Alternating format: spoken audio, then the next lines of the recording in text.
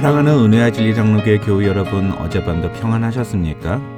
오늘도 주님의 말씀을 듣고 그 말씀에 즉시 반응함으로써 날마다 주님과 만나는 삶을 살아가는 저와 여러분이 되시기를 주님의 이름으로 축원합니다. 오늘 새벽에 만나보면은 마태복음 4장 23절에서 25절입니다. 마태복음 4장 23절에서 25절을 제가 읽어드리겠습니다.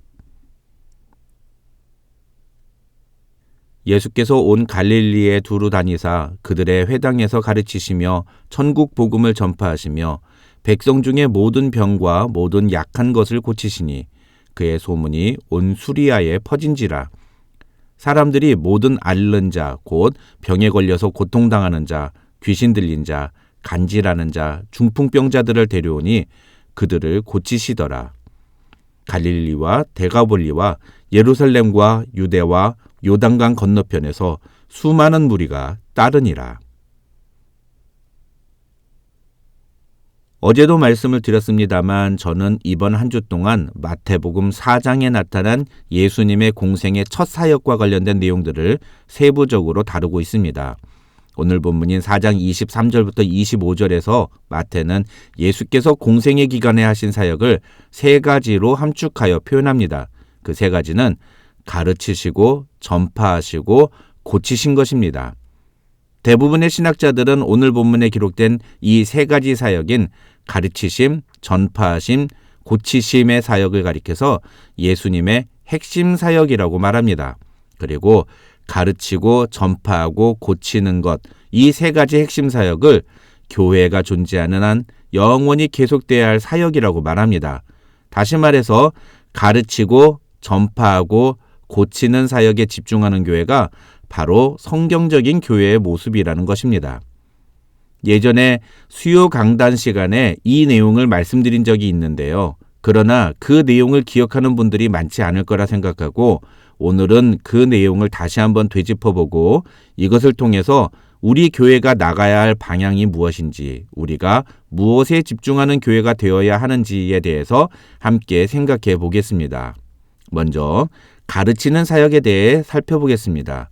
이 가르치는 사역이라는 말을 들으면 대부분의 사람들은 주일학교를 생각하지만 주일학교는 가르치는 사역에서 아주 작은 일부분에 불과합니다. 그보다 가르치는 사역은 성도들을 대상으로 합니다. 다시 말해서 교회는 성도들에게 하나님의 말씀을 가르치는 일을 최우선으로 해야 한다는 것입니다. 그런데 제가 몇 번이나 거듭해서 말씀드리지만 오늘날 교회들 중에 이 가르치는 사역의 중요성을 알고 실천하는 교회가 그리 많지 않습니다. 왜냐하면 교인들이 배우려고 하지 않기 때문입니다. 그나마 큰 교회에서는 그래도 말씀을 배우려는 사람들이 조금 있는데 대부분의 작은 교회에서는 목사가 말씀을 가르치려고 해도 배우려는 사람들이 없어서 가르칠 수가 없는 경우가 허다합니다. 문제는 이렇게 성도들이 말씀을 배우는 일에 관심이 없는 교회는 대부분 교회의 분위기나 역동성이 매우 떨어진다는 것입니다. 왜냐하면 예배만 드리고 아무것도 하지 않기 때문입니다. 그래서 주중에 예배당이 텅 비어 있는 경우가 많습니다. 그러나 성도들이 말씀을 배우려고 노력하는 교회들은 주중에도 교회에 사람들이 모이고 그래서 늘 시끌벅적합니다. 교회가 뭔가 살아있고 움직인다는 그런 느낌을 주는 경우가 많습니다. 단순히 느낌의 문제가 아니라 실제로 말씀을 배우는 성도들이 많은 교회는 그 말씀대로 살려고 하는 노력들이 있기 때문에 교회적으로 많은 사역들을 진행하게 됩니다. 그래서 교회가 점점 살아나고 교인들의 표정도 밝은 것을 볼 수 있습니다. 우리 교회와 같이 신앙생활을 오래 하신 분들이 대부분인 교회에서는 더더군다나 말씀을 가르치는 사역이 쉽지 않습니다. 왜냐하면 성도들 대부분이 다 성경에 있는 내용을 안다고 생각하기 때문입니다.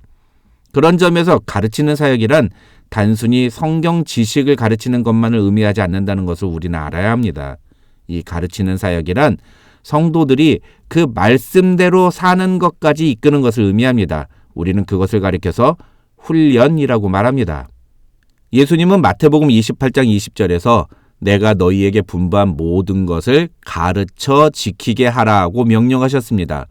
그러니까 교회가 해야 될 일은 성도들에게 하나님의 말씀을 가르치는 것만이 아니라 그것을 지킬 때까지 도와주는 것이어야 한다는 것입니다. 이것을 뒤집어서 생각하면 성도들의 입장에서는 배우는 데서 끝나는 것이 아니라 그 배운 대로 살아가는 것까지 나아가야 한다는 것입니다. 그러니까 만약에 여러분이 나는 예수님의 말씀대로 100% 순종하며 살고 있다고 생각한다면 그때는 여러분이 더 이상 배우지 않아도 됩니다. 그러나 신앙의 양심이 있는 분이라면 아무도 그렇게 말할 수 있는 분이 없다는 것을 우리는 잘 압니다. 다시 말하면 우리는 그 말씀대로 지켜 행할 때까지 끊임없이 배워야 한다는 것입니다. 교회는 그것을 위해서 성도들을 계속해서 가르치는 사역에 집중해야 한다는 것입니다. 둘째로 예수님은 전파하는 사역을 하셨습니다. 여기서 전파하셨다는 것은 전도를 의미합니다. 마태복음 24장 14절에서 예수님은 이 천국 복음이 모든 민족에게 증언되기 위하여 온 세상에 전파되리니 그제야 끝이 오리라고 하셨습니다. 이 말은 이 세상이 끝날 때까지 우리는 천국 복음을 전파해야 한다는 것입니다. 교회는 복음을 전파하기 위해 이 땅에 존재한다는 것입니다. 2013년에 한국에서 조사한 한 통계 자료에 의하면 매주 교회를 출석하는 성도들 가운데 25%, 그러니까 4명 중 1명만이 지난 1년 동안 다른 사람에게 복음을 전한 적이 있다고 대답했다고 합니다. 이 말은 1년 동안 단 한 번도 다른 사람에게 복음을 전한 적이 없는 성도들이 교인 4명 중에 3명이나 된다는 이야기입니다. 2013년에 조사한 자료가 이렇다면 2025년에는 어떨까요?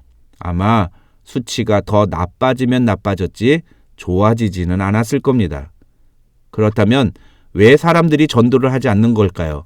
그 설문조사에 의하면 생활이 바빠서라고 대답한 사람이 36%로 제일 많았고 그 다음은 자신의 신앙이 모범이 못 돼서라고 대답한 사람이 30%, 그 다음에 자신이 없어서라고 대답한 사람이 23%, 마지막으로 나조차도 신앙에 대한 확신이 없어서가 10% 정도였다고 합니다.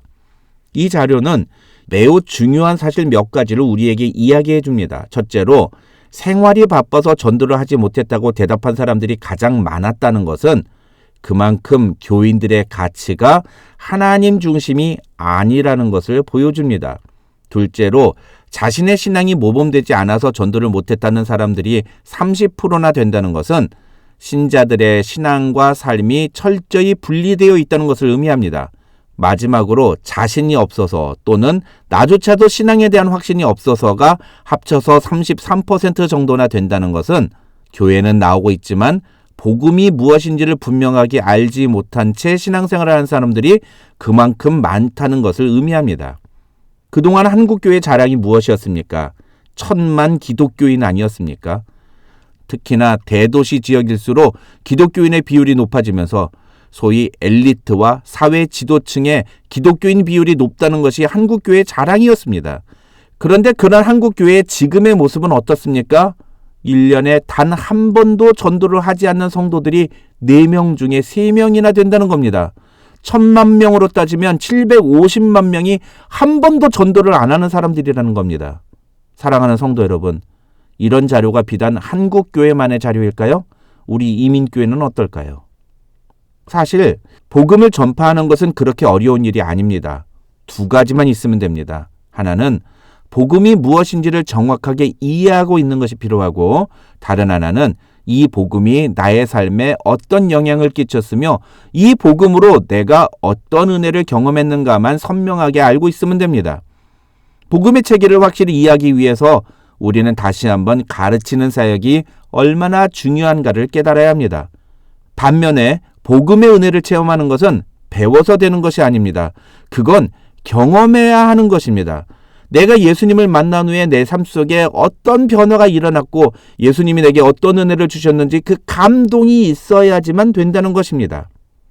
하다못해 맛있는 맛집만 알아도 어떻게든 그 집을 소개하기 위해서 애쓰는 것이 사람들의 심리인데, 우리가 만난 예수님이 정말로 좋으면 왜 그 예수님을 전하지 않겠습니까? 그러니 예수님을 1년 동안 단 한 번도 다른 사람에게 전하지 않았다는 것은 예수님을 믿는다는 것이 다른 사람들에게 이야기할 만큼 그렇게 좋은 일은 아니라는 뜻도 됩니다. 이런 신앙인이 건강한 신앙인이라고 말할 수 있겠습니까? 이런 신자들이 모인 교회가 건강한 교회라고 할 수 있겠습니까? 교회가 교회다워지려면 전파하는 사역이 살아나야 합니다. 예수 그리스도의 복음을 전파하는 교회가 되어야 합니다. 베이커스필드 지역의 상황이나 환경 때문이 아니라 내가 과연 그 복음을 얼마나 정확하게 알고 그 복음의 감격을 누리며 살고 있는가를 봐야 되는 것입니다. 전파하는 교회가 되기 위해서 우리에게 필요한 것은 우리 각자의 믿음이 다시 회복되고 살아나는 것입니다. 마지막으로 예수께서 하신 사역은 병자들과 약한 자들을 고치는 것이었습니다. 이것을 가리켜서 치유사역이라고 합니다. 그런데 이 치유사역에 대해서는 우리가 조금 조심스럽게 접근할 필요가 있습니다. 예수께서 분명히 치유사역을 하신 것은 맞지만 우리 모두가 다 치유사역을 할 수 있는 것은 아니기 때문입니다. 그러나 우리가 지금까지 살펴본 바와 같이 예수께서 하신 사역들이 오늘날 교회에서도 그대로 나타나야 한다는 이 원리를 기억한다면 지금 이 순간에도 교회를 통해 치유의 사역이 일어나야만 합니다. 그런데 현실은 어떻습니까? 예수님이 하신 것처럼 병자들이 막 낫는 이런 치유의 사역이 교회 안에서 잘 일어나지 않습니다. 왜 그럴까요? 결론만 간단하게 말씀드리면 첫째는 병 고치는 은사를 하나님께서 모든 사람에게 주시지 않았기 때문입니다. 오히려 현대사회에서 하나님께서는 그런 병 고치는 은사가 아니라 병을 고칠 수 있는 기관을 허락해 주셨습니다. 그것이 바로 병원입니다. 두 번째 이유는 과거의 우리의 신앙의 선배들만큼의 믿음이 우리에게 없기 때문이다. 이렇게 말할 수 있습니다. 마태복음 17장 20절에서 예수님은 분명 우리가 겨자씨만한 믿음만 가지고 있어도 못할 것이 없다고 말씀하셨습니다. 실제로 오늘날에도 수많은 현장에서 놀라운 역사가 일어나는 것들을 우리는 보게 됩니다. 그런데 우리에게 그런 역사가 일어나지 않는 것은 우리의 믿음이 그만큼 부족하다고 할 수 있는 것입니다. 야고보서 5장 14절로 16절을 보면 야고보 사도는 우리에게 서로 병 낫기를 위하여 기도하라고 권면합니다. 믿음으로 우리가 기도할 때 하나님은 반드시 응답해 주신다는 것입니다. 그렇기 때문에 교회 안에서 치유사역이 제대로 일어나기 위해 우리에게 필요한 것은 성도들의 믿음을 바로 세우고 그 믿음의 용량을 키워주는 것입니다. 결국 이 가르치는 사역, 전파하는 사역, 치유하는 사역은 따로따로 별개의 사역이 아니라는 것을 우리는 알아야 합니다. 이 사역은 본질적으로 하나를 추구합니다. 그것은 바로 변화입니다. 그 변화는 겉만 바뀌는 것이 아니라 근본까지 바뀌는 것을 의미합니다. 이 사역들을 통해 교회는 날마다 변화를 경험해야 합니다. 무엇보다도 성도 한 사람 한 사람에게 그 변화가 일어나도록 해야 합니다. 그래야 교회는 교회다워질 수 있다는 것입니다. 예수께서 이 땅에 계시는 동안 이 세 가지 사역에 집중하셨던 것처럼 오늘 우리도 이 사역에 집중해야 합니다. 그것을 통해 우리의 모습 속에 변화의 열매가 맺혀져야 합니다. 저와 여러분 모두 이런 사역들을 통해서 주님이 기뻐하시는 놀라운 변화의 열매들을 가득 맺어가는 성도들이 되시기를 주님의 이름으로 축원합니다.